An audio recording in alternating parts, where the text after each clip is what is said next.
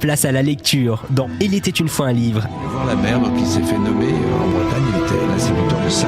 Avec Nathalie Ramage sur Fréquence 8. Bonjour à tous.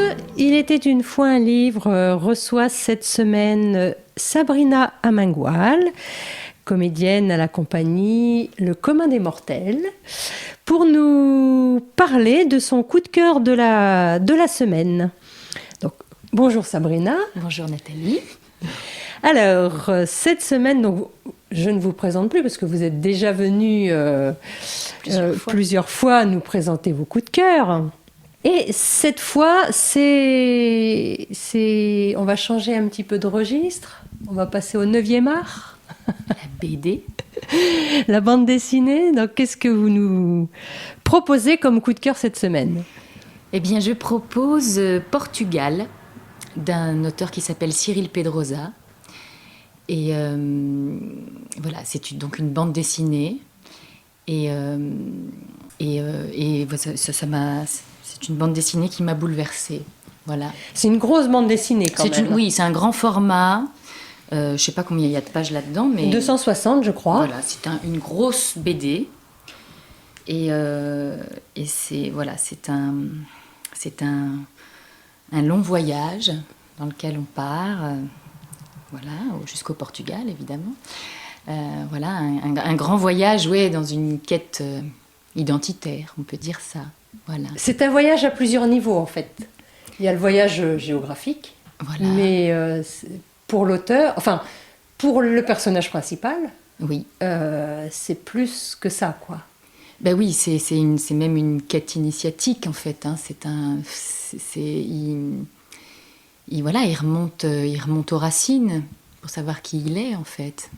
On le prend au début, en fait, je crois qu'on ne dévoile pas grand-chose en disant qu'au début, en fait, voilà, c'est une mise en abîme. Hein. Le personnage est un dessinateur, un auteur de BD, de livres, et il est en panne d'inspiration totale. Il est en plein immobilisme, en fait, dans sa vie. Il ne sait plus ce qu'il veut. Il est dans une relation avec une jeune femme qu'il aime, mais pour autant, ça ne marche plus. Il n'arrive plus à écrire, il n'arrive plus à dessiner, plus rien l'intéresse trop. Et voilà, il se demande pourquoi il passe par cette phase un peu dépressive. Hein, c'est ça aussi qu'on pourrait dire. Bah, vu de l'extérieur, c'est vrai qu'on a l'impression qu'il est dans un trou d'air, quoi. Oui, c'est ça. Il est dans le creux de la vague, on peut dire. Avec une compagne qui le porte à bout de bras et qui fatigue énormément. On sent comme un boulet chez lui. Oui. Et il n'explique rien. En fait, il ne sait pas pourquoi il est dans cet état-là. Il est dans un immobilisme, quoi. Voilà, plus rien n'avance. Il n'avance plus dans la vie, quoi. En fait, il est en stagnation totale et il est dans une morosité aussi qui le rend pas heureux, quoi. Et donc, à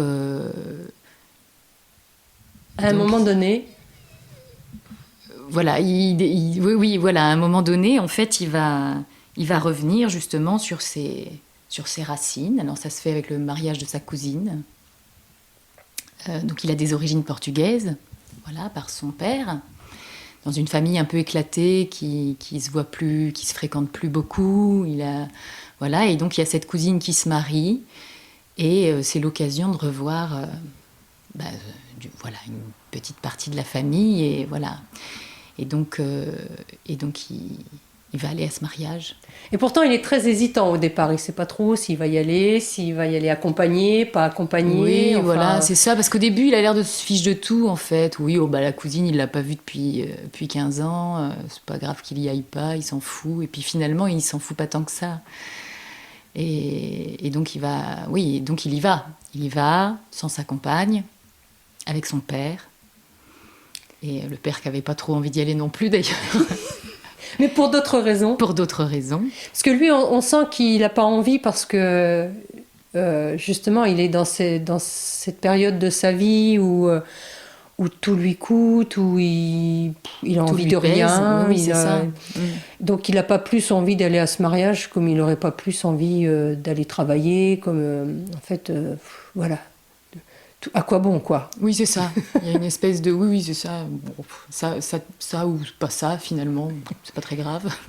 Et ce qui est très curieux, alors c'est une bande dessinée qui date de 2011, donc elle n'est pas forcément récente, mais elle est intemporelle, puisque je pense que même dans quelques années, elle pourra se lire. Tout à fait. L'auteur, Pedrosa, en fait, on le sent à travers ses couleurs aussi, qu'il a utilisées dans la première partie de son livre, parce que c'est un livre qui est en 3 parties. Et dans cette première partie où on a le personnage principal qui nous est présenté dans cette période de sa vie, les couleurs sont fades, les couleurs sont... Oui, il y a une dominante de couleurs un peu, oui, c'est ça, un peu verdâtre, un peu marron, un peu sombre en fait, violette, un peu, voilà. On est dans... Voilà, oui, on est dans une espèce de truc un peu introspectif, un peu... un peu lourd comme ambiance. Un peu lourd, oui, voilà. Et puis, au fur et à mesure de son voyage, en fait, les choses se révèlent aussi sous une lumière nouvelle. Oui. Et plus chaude. Plus chaude, oui, voilà. Et c'est beau. Graphiquement, c'est une réussite, je trouve. Hein. C'est un chef-d'œuvre. Je trouve que tout est élégamment construit, quoi. Enfin, c'est très fort. Enfin, moi, j'ai été autant touchée par l'écriture que par le dessin et la façon dont l'histoire est racontée par le dessin aussi. C'est-à-dire le dessin est un supplément signifiant, quoi. C'est-à-dire il apporte quelque chose de supplémentaire à l'écriture. C'est vrai, par exemple, il a des dessins où, plutôt que de signifier le bruit ou le monde, il superpose ses dessins. Tout comme s'il y avait une transparence et que le personnage principal est en premier. Et derrière, à travers lui, on voit tous ces gens, tous ces gens qui parlent. Et l'auteur, c'est vrai que dans un petit carré, arrive à nous faire passer aussi sans mots. C'est très ramassé en fait, quoi. En très peu de temps, il fait passer plein de messages. Ouais, c'est très dense et puis les dessins, je les trouve très beaux en fait. Il y a une grande élégance, je trouve que c'est très raffiné. Enfin voilà, je me dis, si j'avais été auteur de BD, j'aurais bien aimé faire ça, réaliser ça. Je trouve que c'est une vraie réussite. Donc c'est un auteur qui c'est vrai qu'il n'en est pas à sa première. Hein. Bon, là, il a eu un prix pour cette bande dessinée-là. Ouais. Et c'est vrai c'est une bande dessinée qui est méritée, quoi. Enfin, c'est un prix mérité. C'est édité j'ai oublié de le dire, chez Air Libre. Ouais, donc c'est un bon gros volume. Hein. C'est pas facile à emmener dans son sac, mais... Oui, dans le sac à main, ça passe pas trop. Passe pas. Alors, l'auteur, donc Pedrosa, a signifié dans une interview que c'était une bande dessinée qui était autobiographique. Petit peu. On s'en doute un peu, oui. Mais il avait quand même aussi pris des largesses avec sa propre vie, justement pour s'affranchir de toutes les contraintes que peut avoir l'autobiographie, quoi. Tout à fait, oui. Donc, et à la fois, on sent bien quand même qu'il y a il sait de quoi il parle. Oui, on sait de quoi ouais. Et puis, il y a une multitude de petits détails qui permettent de se dire c'est du vécu, ça. Enfin, je veux dire, ça s'invente pas. Ça ne s'imagine pas avec une telle précision. Il y a plein de situations, les conversations du mariage, par exemple, hein, pour parler que de cet événement-là, il y a plein de petits trucs entre les frangins et les frangines et tout. On se dit, il a vécu ça, c'est obligé pour qu'on ait tellement l'impression d'y être, quoi. C'est trop réel. Enfin, c'est très réel, en tout cas. C'est pas trop réel, c'est très réel. Et à la fois, ces personnages sont des gens lambda, quoi. c'est des gens de milieux modestes. Ah oui, oui, oui, oui, oui. C'est pas, on n'est pas du tout dans la mythologie, ni, ni dans les super-héros. Il y a rien d'enjolivé, quoi. Non, non, oui, oui. Et je pense que c'est ça aussi qui peut nous happer, en fait, dans l'histoire et nous donner l'impression d'y être. C'est que ça pourrait nous ressembler si l'univers nous ressemble, quoi. Moi, je trouve qu'il y a un processus d'identification. Enfin, moi, en tout cas, ça a marché. Je veux dire, je m'identifie à ce personnage d'entrée de jeu, en fait. Je veux dire, ça me parle comme si... Enfin, voilà, c'est extrêmement direct parce que ça... C'est un frère. Oui, voilà. On est dans la même... Oui, en tout cas, on est dans la même humanité. Il y a quelque chose... Enfin, voilà, on vit... C'est ça, parce que ça parle de ça, hein, encore une fois. Je dois avoir une fixation sur les trucs qui parlent d'humanité, mais oui, c'est universel. Je pense que ça peut parler à tout le monde parce que ça parle de l'humain et de manière universelle, en fait. On est sans doute tous, on peut avoir vécu des moments de vie comme ça, un peu... des passages à vide, un peu, quoi. Des passages à vide, ouais, voilà, des histoires de famille similaires, des questionnements, voilà, des... C'est très universel, oui. C'est vrai que c'est... Et à la fois, ce jeune homme qui a peut-être 30 ans, quoi. C'est vrai que... Oui, une trentaine, ouais. Simon, ouais.